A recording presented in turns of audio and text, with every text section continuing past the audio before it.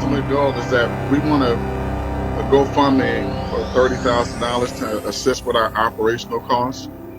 We haven't had any stimulus support from the government. With our loss of foot traffic, right? I mean, the community itself is on shutdown. So you have people that come out periodically, and then the high school is closed, so we have that traffic that's no longer in existence.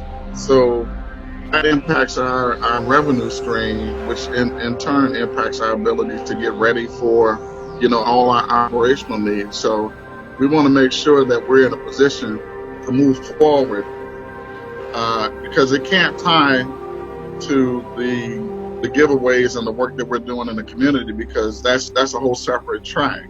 I mean, it does impact our business because at least we have that flow of activity, and that's very beneficial. And then we do have, some funds that allow us to take care of some of the necessities. That whole purpose is literally to make sure that groceries can get out to seniors and those in need. We didn't get the PPP. We haven't been approved for that. We didn't get the EIDL, so we haven't been approved for that. So all those dollars are supposed to be able to stimulate the small business. We haven't received. I've been open since 10, and I probably have 4 people. That's a good example of what the impact is. You know what I mean, Nina? We were driving home from visiting family, and we saw the for rent sign on the building for the store itself, right? It was unoccupied. And we knew that the story behind Church and Dime was not the story that we thought was best told. We knew that it was not, services were not being provided to this area from a produce standpoint, from a frozen good. It was would have been the community like a food what's desk. that? A food desk. Exactly. So we knew that existed, and we felt that there needed to be a stronger positive presence in the Black community. And now this is not just the Black community at large. Church and Dodge is much more diverse than that. And so I think we got in during some of the transition period, but now our customer base spreads the gamut. We have people coming in the store that probably would have never even came in the store before, and that's whether you're Black, white, Hispanic, Asian, Caucasian, or whatever. So now we're getting foot traffic from all those different sources because there's a comfort, but there's also a need, and that's what we do. That's what we provide. When did you see the for rent sign, and when did you open? The for rent sign we saw, I would say it would have been in January of 2014, and we had a soft open in August. So it took, 8 months to go from end to end to become operational. We had to rebuild out. We had to take the facility itself and clean it up and make it where it was enterable, because, it wasn't a place where I would think a person would come back twice. This place was buying and reselling items from, stolen goods from the school as a source. And I think it was feeding into problems in the community. I think it was a source of what a big problem was here. And after the store was raided, and literally ownership was told they could not continue doing business. And literally it was fair game for anybody to come in, make an agreement with the landlord and set up shop. The key was that it needed to remain a convenience store because it already had an 8-bay cooler. And, that's a great situation to walk into. And it wasn't part of what our background is, right? It was just literally just the fact that we felt we needed to do something different because we were at a point where you can talk about giving back in the community, but literally we were put in a position where we needed to do more, and that's what made us buy the store. It's literally been supporting not just the Black community, which I'm very proud of. I'm very proud of that because we have kids, from all races come in the store, and literally we talk with them about where they are in school, how they're doing. Of course we're selling the product, and we have to keep that that chain moving, because we may have somebody in line. But I think we've been able to motivate kids in a lot of good ways. Literally, somebody asked me one day, how many people do you let in the store at one time?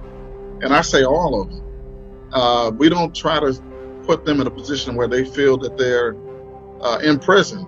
Even if you say, hey, I can only let 5 in at a time, well, those 10 other people standing outside is thinking, okay, I'm not really being appreciated.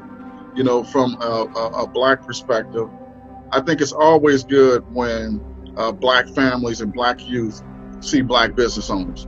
I think it's able to show them that they can do it as well. And I think our stories, behind ownership and behind who we are. I mean, literally, we raise our family here, so they don't know my wife and I. They know our kids. Everybody knows everybody, or either they know you or they're related to you. And so there's nothing you can do and hide in Evanston. But at the same time, if you do something positive, that's going to be viewed exponentially as well. And that's what we're trying to do here. We're not just trying to sell a product, but we're also trying to impact lives. And I don't think we've seen that as much as we do now. I think we've seen it in the past, but when you see families that are impacted by this virus and there's needs that we can address because of what we provide as a business, you feel the impact immediately, because people tell you how appreciative they are about. I was born and raised on the south side of Chicago in Englewood, and my wife was born in Mississippi. And we met at Washington National Insurance here in Evanston. And that's where we met, and that's where we decided to make it our home. What do you each do aside from C&W? Well, I'm an IT professional. I've been in IT for 41 years. I started off at the very beginning as a developer all the way up to middle management. And Wendy, she's a advocate at Northwestern. She's a student advocate, patient advocate. She works on behalf of their needs as far as their insurance needs, helping them get through the process. I'm interested to know how your faith informs your actions. This is faith in action. We talk about doing work for those in need and for members in the community, that the store allows us to give us a platform to be able to take everything that we believe in our Christian walk, that we can help others. And we don't have to help people that believe in the same thing we do. We have to help anyone that's in need. This is our work. This is what we preach, and this is what preachers preach every Sunday. That, hey, if I have a belief and I'm keeping it to myself, or Wendy's keeping it to herself, then what does it matter?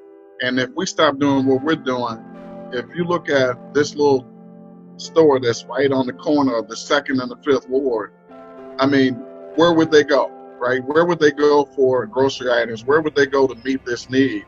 As you mentioned, it's a food desert, right? So, from Alderman Holmes to Alderman Simmons to Alderman Braithwaite, as a city, it had been stated that this was a need that had to be addressed. It's not just a snack shop. If you need milk and eggs, bacon, that's here. If you need frozen goods, with your chicken, your pork chops, what have you, your mixed vegetables, your frozen goods, we've been able to make our connections with produce and be able to deliver fresh produce, as needed. One thing that I think we need to be clear is that we can't get comfortable in this pandemic because we've been 9 weeks into it. We need to stay just as tight, just as sharp. We need to keep our masks, situated and nearby. If a customer comes in, I have to mask up right away. And we've had to change our game just like everybody else, especially all essential businesses. Yeah. And the ones that are coming up in the phase 3, I mean, it's not going to be business as usual. So, that's why the demand and the need for support is there, because we're not operating under the same conditions that we were starting, and we're not on equal footing. So we need to maximize our windows of space and opportunity with the community. I grew up in Englewood, which, interesting enough, that's not far away from Cicero, and literally growing up on Loomis, there were times where you couldn't even go to Ashland as we were growing up. Did we experience racism? Absolutely. Evergreen Plaza was a main location for us to go to as graduates and youth in the community. So we would all get on buses and go, but there would be times where on our way back, we would be met with resistance. Where I grew up and the family I grew up with, my parents were very, very strong. They put us in positions and never made us feel that we were less than anybody. My life, and I believe the life of my entire family, has given us a platform to do more. And despite, what may be out there, it's ironic when you talk about role models.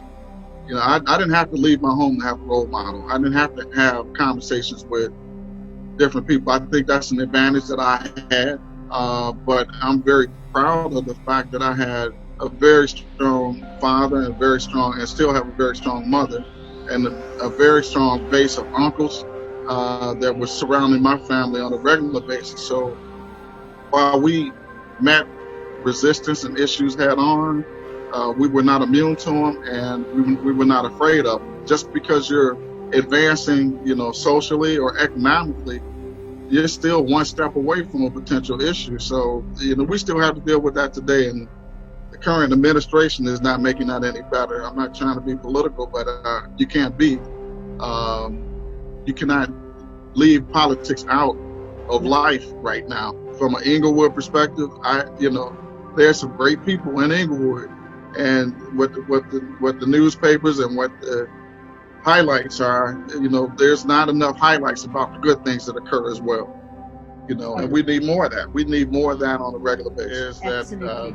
The convenience store favorite, at least at this location, was nachos with meat and cheese. So the youth just love, Doritos or regular chips with meat and cheese, and that's one of the store favorites. So we provide that. One of the football players came in one day and said, "Hey, I'm finishing practice. I need something else." So we added a deli counter, and it's interesting when he asked for the deli counter. There used to be a guy in Evanston, I believe on Emerson, that made a sandwich. His name was Jack Moss, and so we had to actually meet that need of providing that sandwich. But we also had to compete with the history of a gentleman named Jack Moss that made probably some of the best sandwiches that everybody in the community knew about. And so, that youth forced us to add another section to the store. We've been impacted because we've had to have 5 resources just stay home. Now, keep in mind with the social distancing and, the stay-at-home order, they were not going to come in anyway. And that's why you see me. And actually, that's been a good move because I don't think anybody can represent your business better than you. Nina, right away, we have all the signs on our door about, no mask, no entry. We have all the appropriate information letting them know that, you need to have a mask on. And before they leave out, we kind of, give them a hand sanitizer, and we kind of, keep our space clean as well. I don't wish people to have to know directly in order to make adjustments. I lost a relative. I've had 2-3 other relatives that had the virus and have recovered. Really? One that passed away, and that's devastating. These are individuals that one in particular, my cousin is probably the strongest guy I know. He was, he's 5 years older than me, and he was pretty much my bodyguard. He was taking me places and showing me things, and I would have never thought that it would happen to him. I have debate with people that come in every day. Some people have their mask on, and then if they come on trying to cover their face, I'm saying that's not enough. If you don't have a mask, you need to turn right back around. And yes, I may lose business, but at the end of the day, I'm not trying to lose my life, nor do I want to see you lose yours. I'm not the only person that's impacted by this, but by all means, it's not something that's nice. No. Oh, that's